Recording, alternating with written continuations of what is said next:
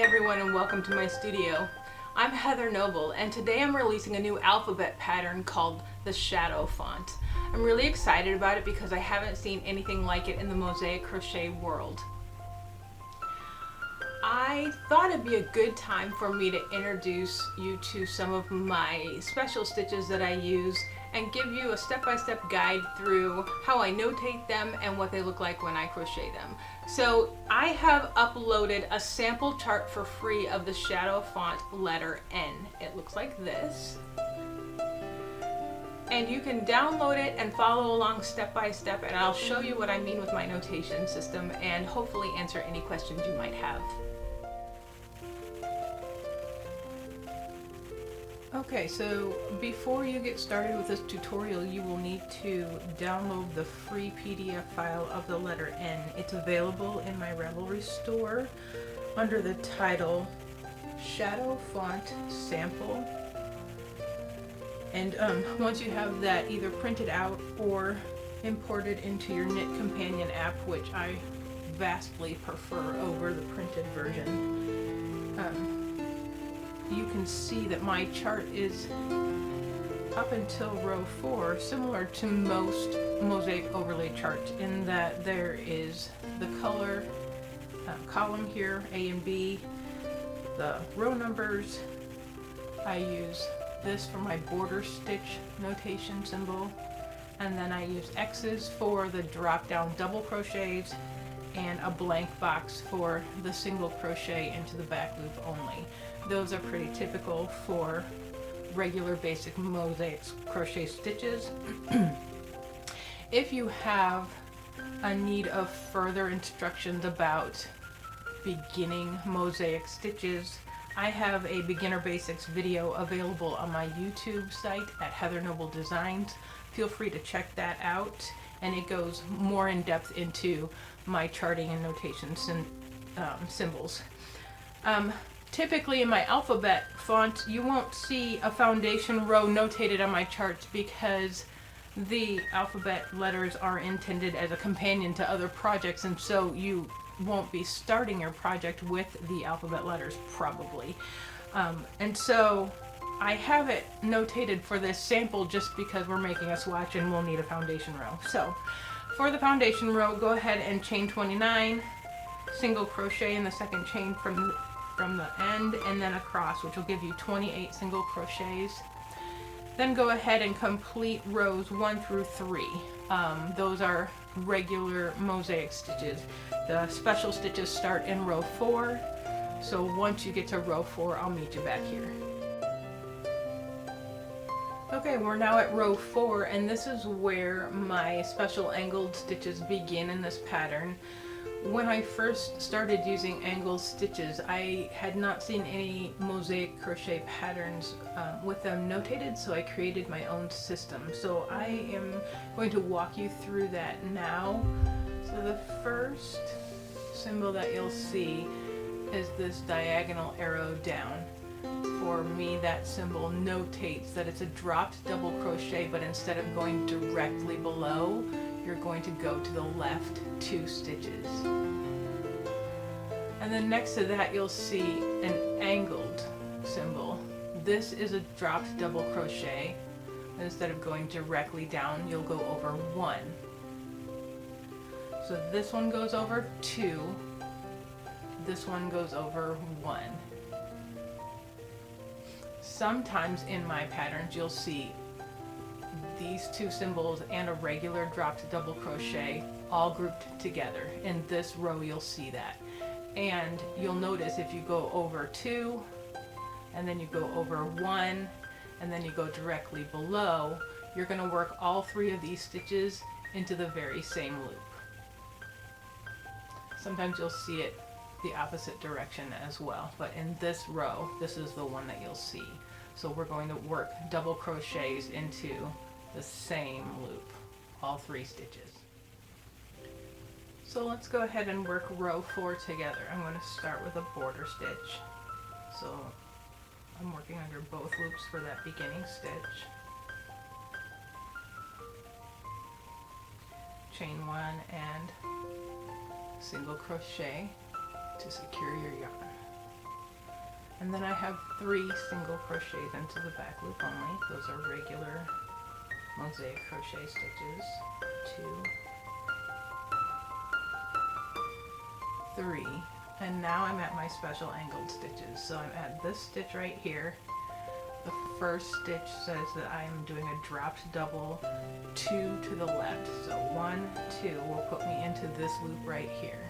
So I'm going to work all 3 of the next stitches into this loop. So I'm going to pull up a loop a little bit higher than I normally would, just to give myself a little slack on the tension, because otherwise it'll really pull that loop pretty far. So here's my next stitch into the same loop, and my third one directly over, and I have all 3 into this loop.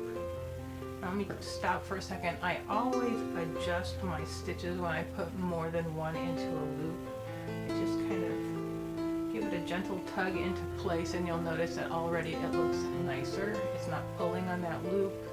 They're sitting really nice, and this is going to create the angle of the shadow going up the side of that N. Alright, so then the next stitches I have 5 single crochets, although they're just the regular mosaic crochet. Single crochets into the back loops. 2, 3, 4, and 5. And now I have an angled stitch going 1 to the right. So I'm going to yarn over from my double crochet and pick up this loop. Oops. Give it a little extra slack there with bringing up the loop a little higher. Now this double crochet is working where this stitch would go.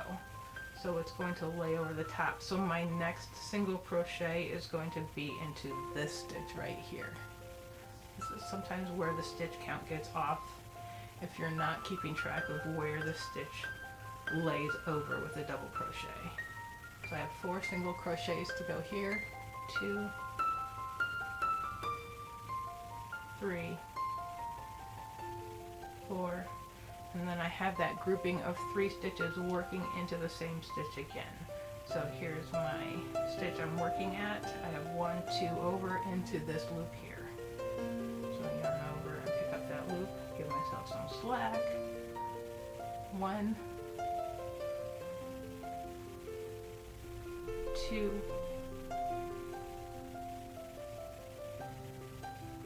3,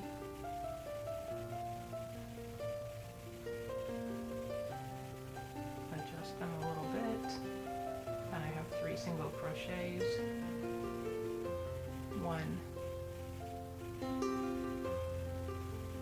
2, 3, then I have a dropped double,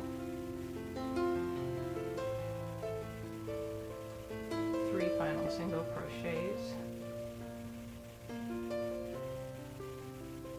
1, 2,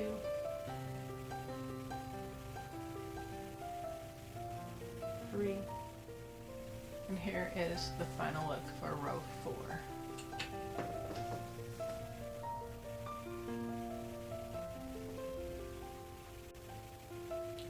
Okay, the next special stitch notation comes in row 14, so go ahead and work up your swatch to that point.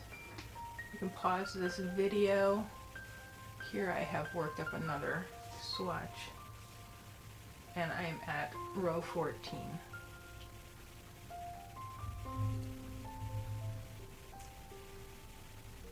So the new stitch in row 14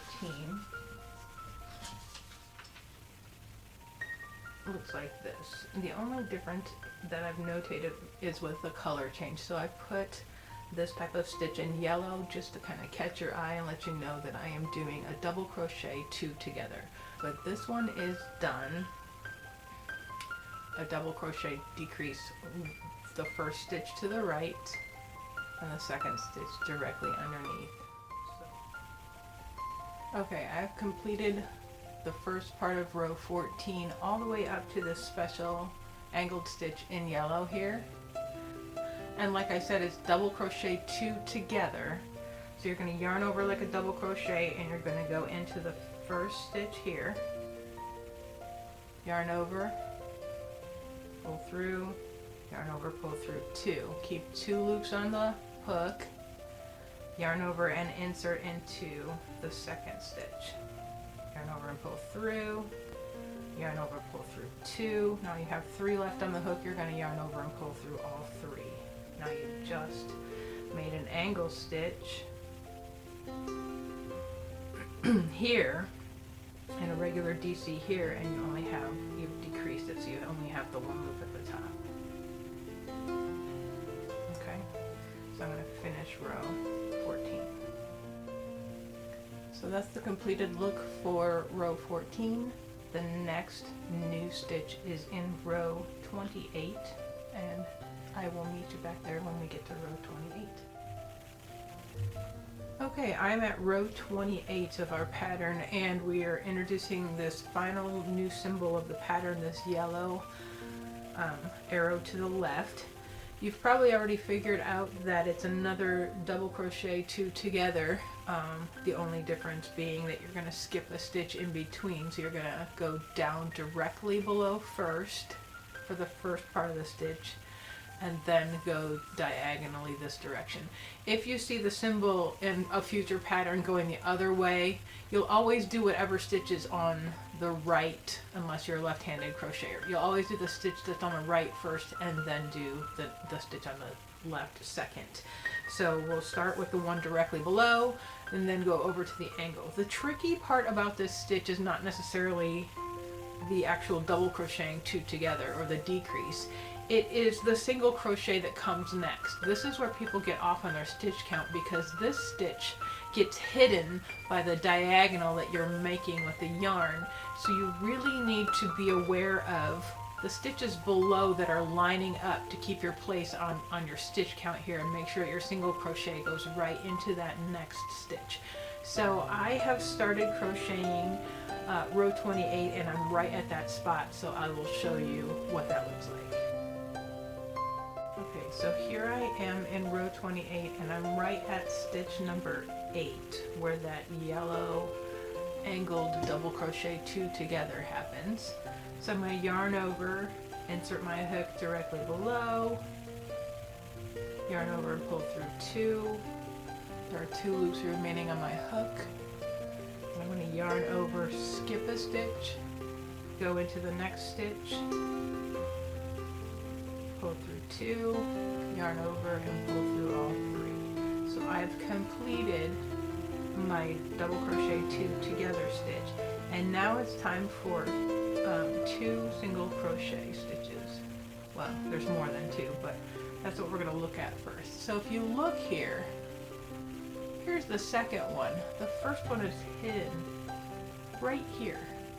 That's where you need to work into so you don't get off on your stitch count. It also pushes the angle into place and holds it there so that it makes a nice crisper looking angled stitch there. Once again, I'm going to adjust and make sure that it's right. And that is the yellow arrowed double crochet 2 together stitch. I'm going to continue across this row, so I have 2, 3, 4, 5, 6, 7 single crochets to go here. 1, 2, 3, 4, 5, 6, 7. I have 2 regular angle stitches, 1 to the right. So here's the first one. 1,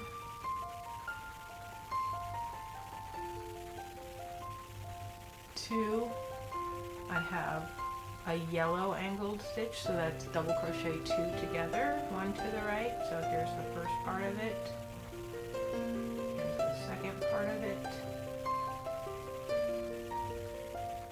completed that stitch, and now I have the new yellow arrowed double crochet 2 together and skip the stitch in between. So here's the first part of it. Here's the skip this stitch, go into the second, complete the double crochet 2 together, and then look for the hidden single crochet stitch here. 1, 2, pull that tail right through there, and then 3 to finish out the row.